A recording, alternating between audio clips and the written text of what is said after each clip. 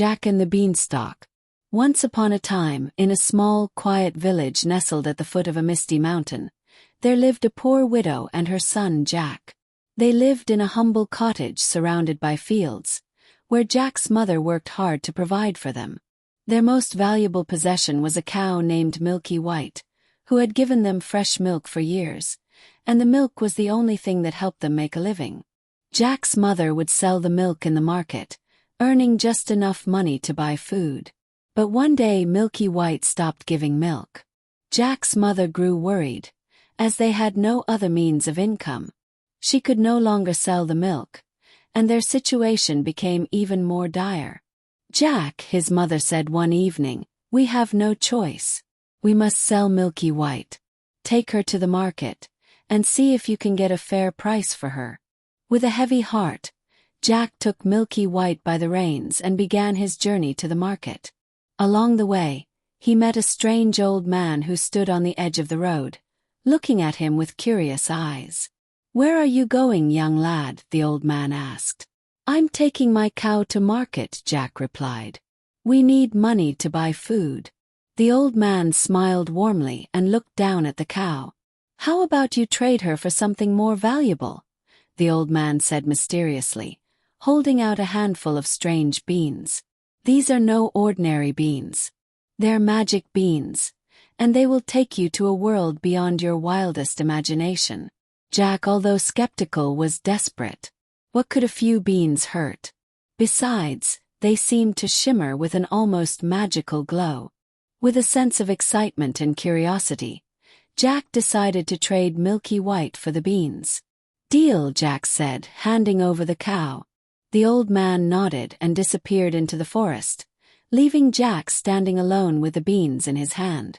When Jack returned home, his mother was furious.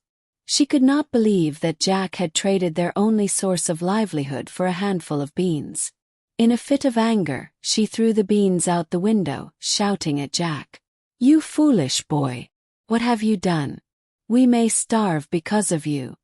With that, Jack's mother sent him to bed without supper, scolding him for his foolishness. Jack lay in his bed, feeling ashamed and heartbroken, but little did he know, that night would bring an unexpected turn of events. The next morning, Jack woke up to find the world outside his window transformed. During the night, the beans had grown into a massive beanstalk that reached all the way up into the sky, disappearing into the clouds. It was so tall that Jack couldn't even see the top. Excited and filled with wonder, Jack quickly dressed and hurried outside. He gazed up at the enormous beanstalk, his heart racing with curiosity. Could this be the magic the old man spoke of? Jack wondered aloud. Without thinking twice, Jack began to climb the beanstalk. Higher and higher he went, past the clouds, until the village below was a tiny dot. The beanstalk twisted and turned, but Jack didn't stop. He climbed, determined to find out where the beanstalk led.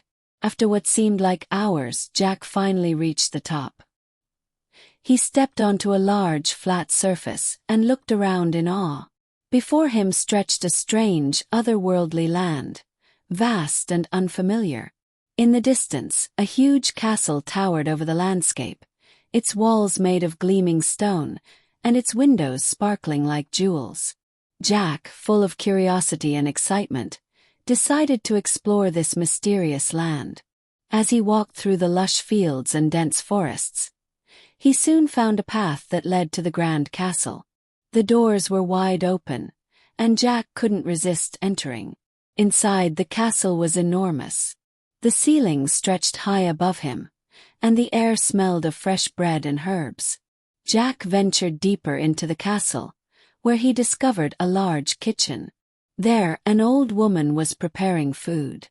"Who are you, child?" the woman asked kindly.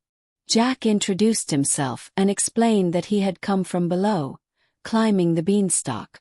The woman, though wary, offered him food and shelter for the night. She told him that the castle was owned by a terrible giant, one who was known for his cruelty and greed. The woman warned Jack to be careful. "You must leave before he returns, the woman said in a hushed voice. "The giant will eat you if he finds you here." Jack, though nervous, was also eager to learn more about this strange world. He thanked the woman and continued to explore the castle. He soon came across a large room, and inside it was a golden harp, sitting on a pedestal. The harp was magnificent, its strings shimmering like pure gold. As Jack approached, he couldn't resist the urge to touch it. The harp began to play beautiful, magical music on its own. Jack marveled at the sound, but suddenly, he heard a loud, thunderous noise. "Fifum," the giant's voice boomed. "I smell the blood of an Englishman. Be he alive or be he dead, I'll grind his bones to make my bread." Jack's heart skipped a beat. He knew the giant had returned. In a panic, Jack grabbed the golden harp and ran toward the door. But as he tried to escape, the giant's footsteps grew louder and louder. Jack sprinted through the halls of the castle, clutching the harp to his chest. The giant's voice echoed through the corridors. "I smell something, someone." With the giant closing in on him, Jack didn't stop. He dashed through the door and raced outside toward the beanstalk. The giant, enraged, followed close behind. Jack began to climb down the beanstalk as fast as he could, but the giant was close behind, shouting and stomping. The beanstalk shook under the weight of the giant's footsteps. Jack's heart raced as he climbed lower and lower, the giant's roars echoing in his ears. When Jack finally reached the bottom, he didn't waste a moment. He grabbed an axe from the nearby woodshed and began chopping down the beanstalk. The giant, still in pursuit, was right above him, but with each swing of the axe, the beanstalk began to weaken. With one final powerful chop, the beanstalk cracked and fell, taking the giant with it. The ground shook as the beanstalk collapsed, and the giant vanished into the distance, never to be seen again. Jack, breathless and exhausted, looked at the golden harp in his arms. He had done it. He had defeated the giant and escaped with treasure beyond his wildest dreams. When Jack returned to his mother, she couldn't believe her eyes.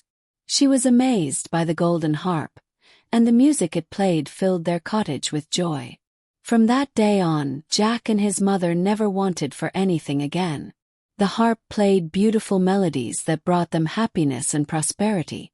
They lived in peace, and Jack's adventure was the talk of the village.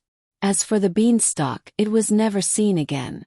But Jack had learned a valuable lesson, that sometimes the greatest treasures are not found in gold or riches, but in bravery, kindness, and the courage to take risks.